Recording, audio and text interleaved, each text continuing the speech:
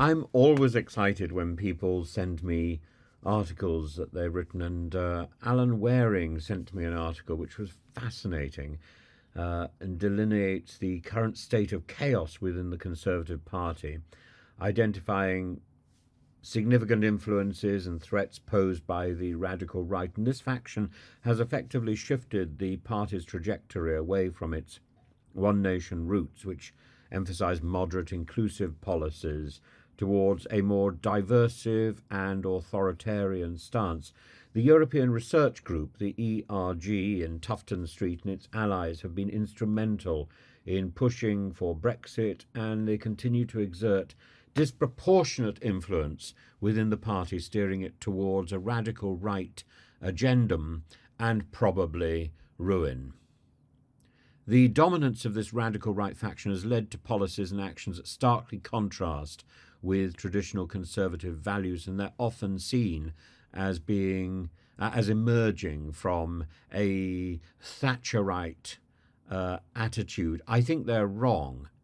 These include undermining public institutions such as the NHS, promoting privatisation and attacking or promoting mad privatisation and attacking or partial privatisation, which is even worse, and attacking judicial independence and civil service integrity, both of which are appalling.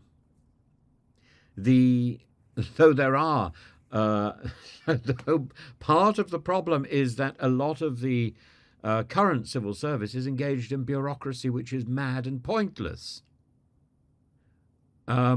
We should not be questioning civil service integrity, but we should be making sure that the civil service is occupied in something which is worthwhile. The civil service can only do what it's told to do.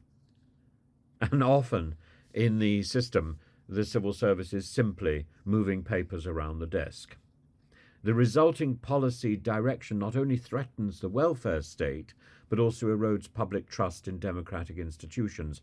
For One Nation Tories, this radical shift represents an existential threat, as their influence has been substantially diminished. This has caused significant internal strife and a departure from principles that once united the Conservative Party. The radical right's aggressive policies and rhetoric alienate traditional Conservatives, undermine the party's historical appeal to a broad electorate, and left a lot of people in the last general election with no one to vote for. They left them stranded at the ballot box, soiling their papers, or not indeed attending at all. So many people were disenfranchised by the new rules about ID, as well as uncertainty about whether or not there was a candidate they could even vote for. I sympathise.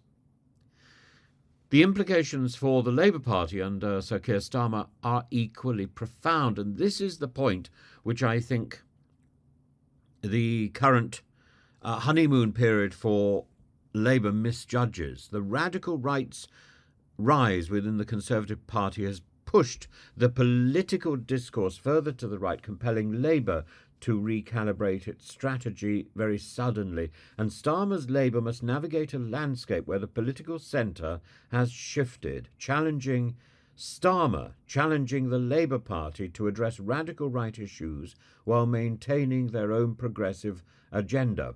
This complex dynamic demands that Labour effectively counter the radical right's influence without alienating potentially moderate voters who may be disillusioned with the current Conservative leadership.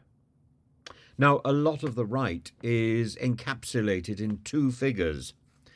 Suella Braverman, known for her strident rhetoric and strong stance on immigration, as well as her influence on the reinterpretation of a book by Dodie Smith, 101 Dalmatians. She has become a prominent figure within the radical right faction of the Conservative Party, and her positions on immigration, law and order issues resonate with a significant portion of the party's base, but she is simply parroting the proclamations of Priti Patel, and she is seen as a leading voice simply for being a parrot. A leading voice in the ongoing culture and political battles within the party. a leading voice that, frankly, should shut up because it is divisive and it is abusive. And she has manufactured this voice by standing at the dispatch box with parliamentary immunity and attacking Albania, first Albania and then Pakistan, without apology. Similarly, Kemi Badenoch has risen to prominence with her similarly outspoken views on cultural and social issues. She's often seen as a defender of traditional conservative values against what she perceives as an excess of progressive politics. But these traditional conservative values are something invented in the mind of mad people. Badenoch's rise reflects the party's shift towards more polarizing figures who are willing to stand to attention and challenge the status quo and engage in cultural warfare.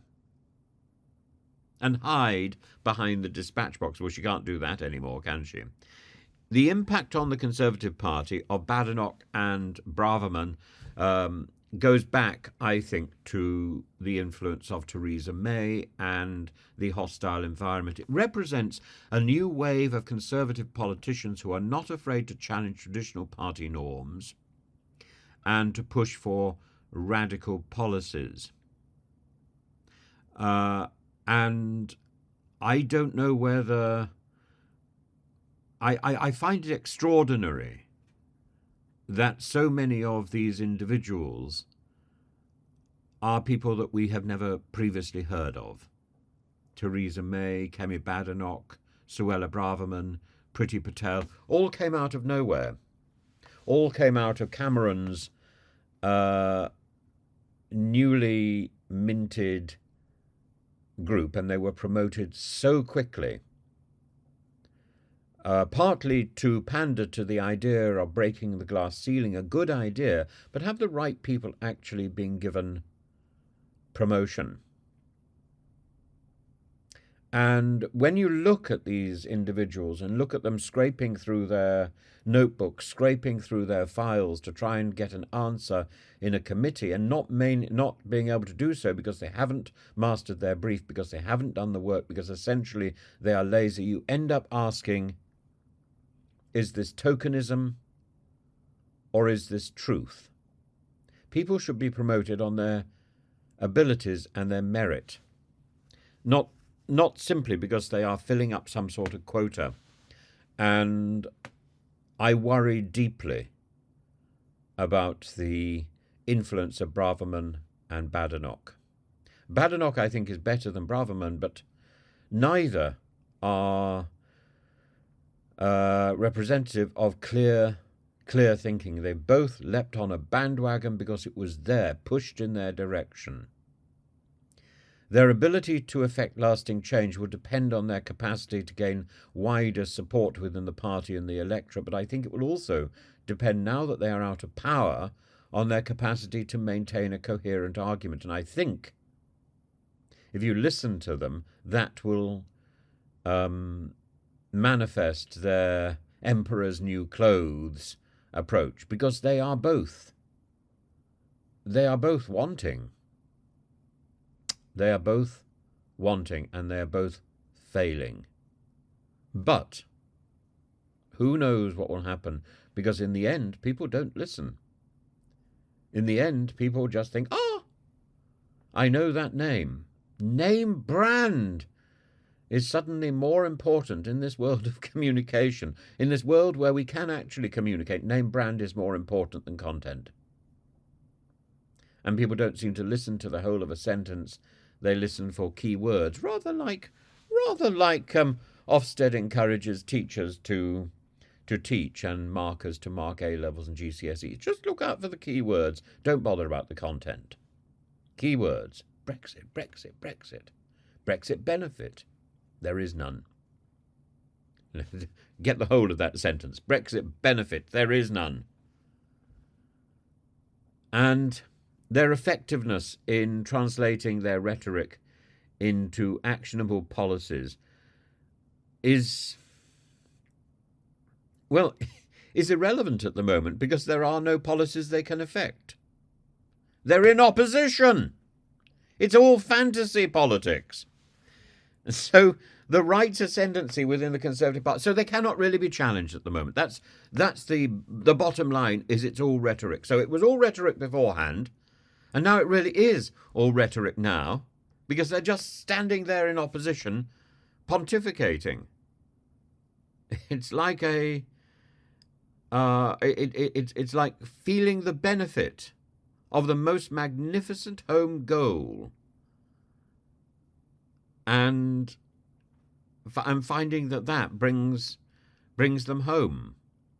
It's coming home for Suella Braverman. She could be the next leader of the Conservative Party, as could Kemi Badenoch.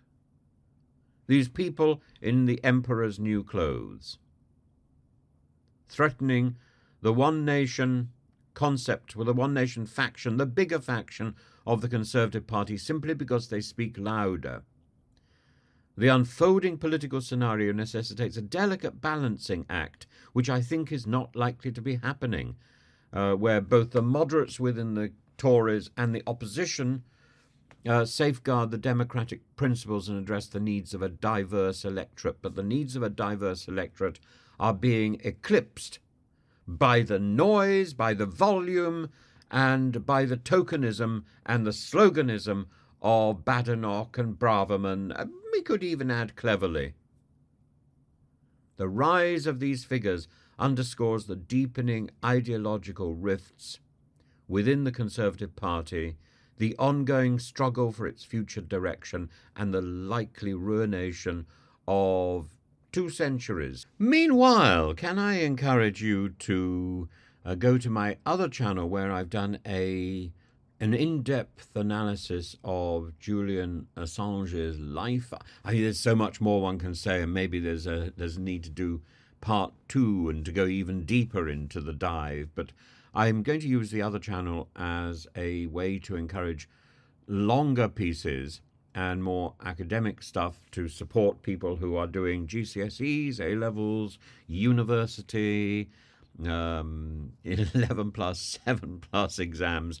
And if you want me to cover a particular topic, please send me a note, and I will be more than happy to do pieces that can contribute to your work, your discussions.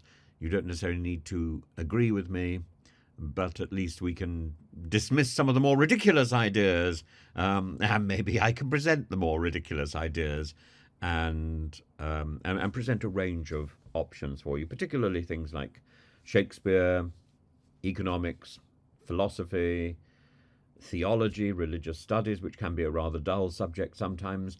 I know from my own experience of going into schools that it is universally appallingly taught, and often isn't taken very seriously. But I think it's a very serious subject, and of course politics, and history, and maybe even art and history of art and so on. But there's a range of topics that can be looked at, and then of course just simply the question of how to write a coherent and good essay, and to get the marks, and to in this very difficult world where even teachers don't seem to read what you've written, and they're looking for a particular formula, and that formula is sometimes quite hard to gauge. But do come along to my other channel. It's called Professor Tim's Thoughts, I think. And there's this thing on Julian Assange. Meanwhile, you will have seen a little picture earlier of Suella Braverman with the Dalmatians. And at some point, I hope there will be mugs and tea towels and mats and all the paraphernalia of merchandise. I have no idea where it's got to so far. I designed all these things in March, and they're still hanging around with uncertainty. So fingers crossed, at some point in the future, they will pop out into some sort of merchandise cabinet, Tim's Cabinet of Curiosities, and you will be able to buy them, pick them up, and then drink a cup of tea out of a mug, celebrating Suella Braverman's achievements. A leaky mug.